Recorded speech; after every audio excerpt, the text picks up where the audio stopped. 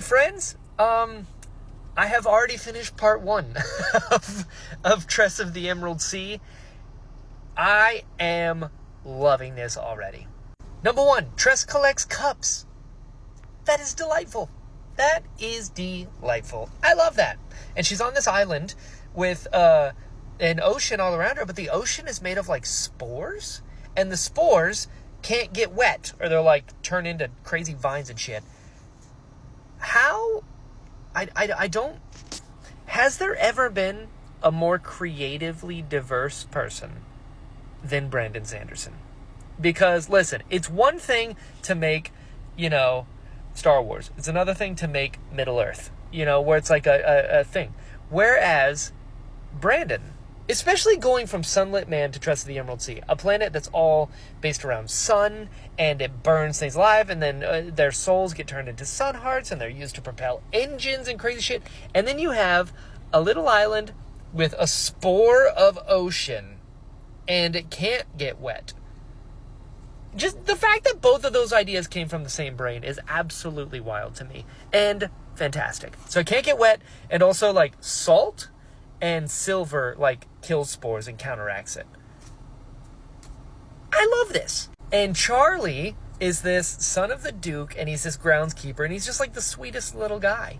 And him and Tress love each other, and it's so just, like, wholesome and, like, pure, and it is just delightful.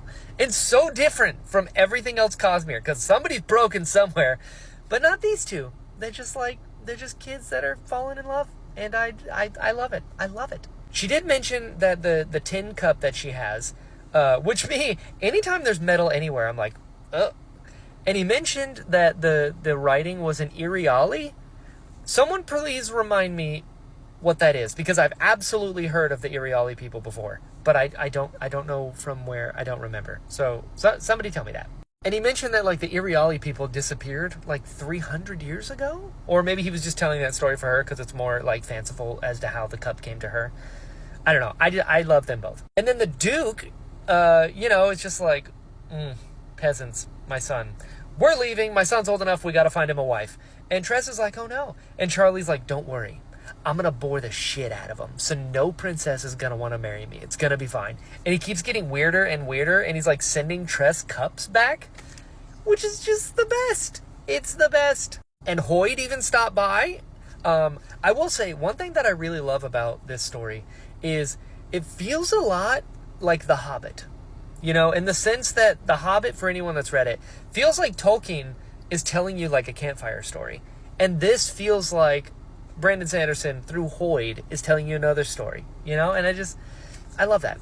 But anyway, so the Duke comes back after like a year, and he has a new heir, and it's his nephew, and he's like Gaston, he's jacked, and Hoyd, Brandon, the person in charge here, said a line that made me laugh out loud, and he said that he had a jaw that was so straight, it made other men wonder if they were. Poetry. I mean, just like the fact that the jaw is so straight, it made other men question if they were. That's come on, who thinks of that? And then he tried to play it off like, oh, there was an accident, which I'm not buying for a second.